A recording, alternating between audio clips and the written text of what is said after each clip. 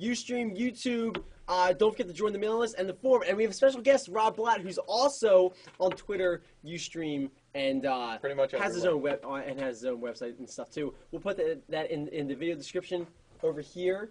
And so you can check that out. Let's get to this question. We have a question from Ustreamer32176. How much does he stink? He says right here below. By the way, guys, this is the live chat. Okay, his question was, how long did it take for him to get good at guitar when he first started out? That's a very subjective question in a sense, because if you're practicing 3 hours a day, clearly you're going to get better than if you're practicing 10 minutes a day. That's absolutely true. But that's also a loose question too, because if I'm practicing for a solid 15 minutes, that's better than practicing for a loose 3 hours. Right. Where my mind's going everywhere. So you get out of it what you put into it. How long would it take? I always say the rule of thumb is about 3 months. That's my rule of thumb. Well, then my question to you, is that good, or is that good enough? Well, he wants to know, okay, yeah, what's the level of good? I mean, good's a very subjective word. I mean, what good like Van Halen good? Do you want to switch seats? No, I'm good. Okay. Oh, you're good. I'm making. Is that a subjective good?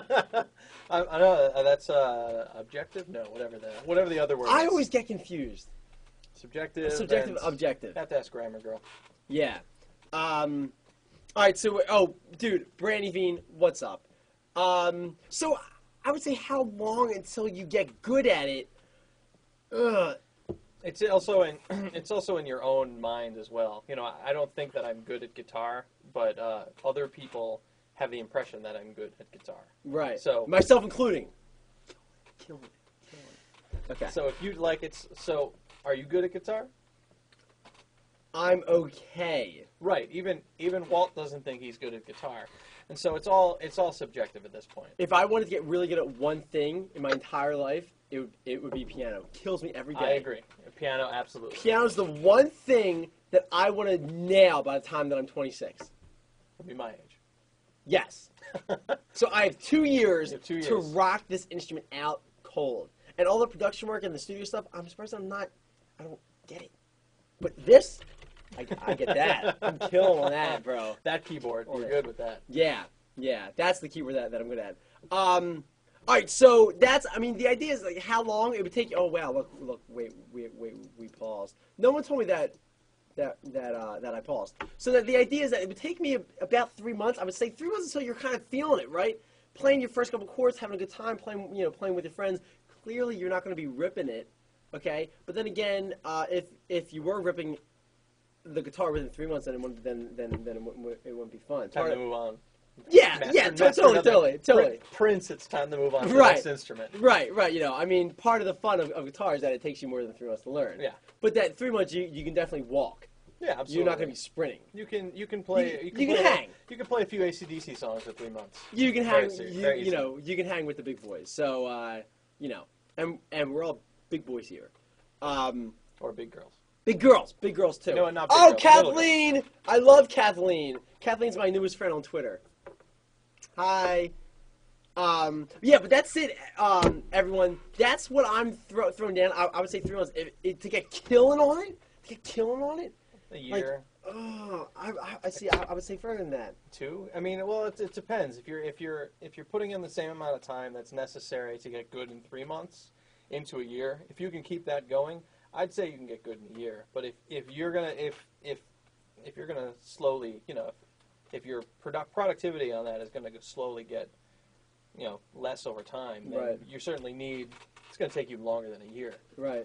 I mean, clearly, like, I had a different road than most people. I mean, I didn't start playing until I was 16.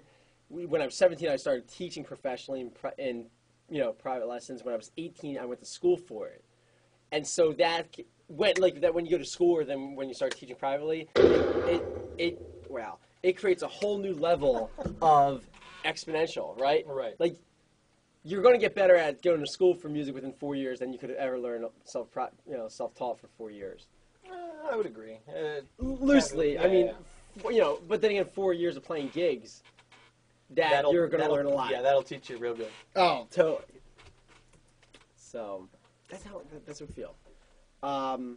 Treble clef on MySpace, should I get private lessons or use the computer? I'd say both. I'd say saying like, should I Get private lessons and keep listening to this guy. No, dude, no. Listen to this guy. This guy's Grammy nominated. Grammy. No, not Grammy. Oscar, Emmy award winning and Oscar award winning. Emmy award. He's an award winner for he has an Emmy for his music production work, and you're an Oscar winner for the same thing. Wow. See, like that's amazing. So should I use the private lessons or computer? Which one? It's both. It's like saying like, should I read a book or should I write books to get really good at learning how to speak English? And it's like the answer is like do everything.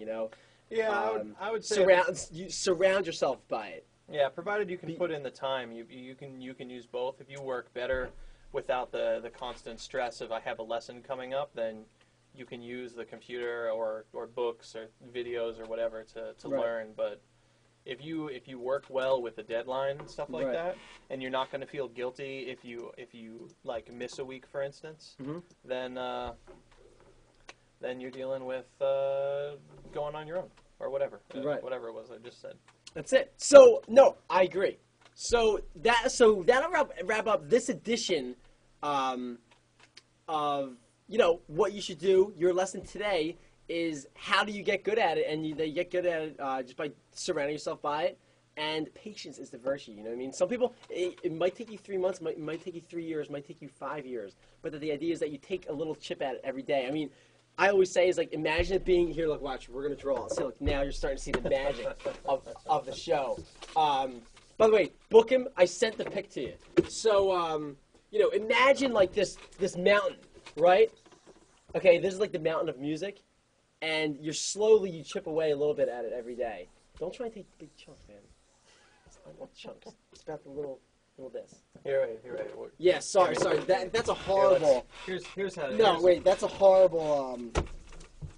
Here you go. Let me give you the black marker of destiny. It doesn't work very well as a picture, but I'll try. It's okay. So,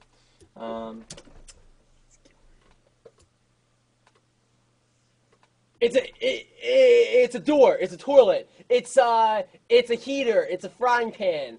It's a car. No, it's like that show. it's just yes. It's like the end of your show. No, right. Yeah. So you have a stand-up piano, right, or any kind of piano? No, it's like that show, Pictionary, Yeah. or whatever it's called. You can't run into a piano and move it. That's not how you move a piano. You get up close and you shove it slow, and you constantly push, and then you slowly push, and the piano moves. If you try to shove a piano like this or like a player piano over, it'll crush your toes. Lawrence of Arabia says, let's tweet out the show. Maybe we should. Sure. We can tweet out the show. But yeah, don't crush your toes. And no, he's right. Is work smart, not hard. Don't try and move the piano all in one piece. Move a little bit by bit, and then even if you want to go further with that, you can take the piano parts apart. Yes, provided you're good at putting it back together. Yes, and if you're a smart musician, you're good at putting it all together because you're my students, and we put this all together. I love that one, dude. That was such a nice little segue. Big ups to Rob Ladd. Awesome. And his drawings. Pardon me, I'm tweeting. Killing it.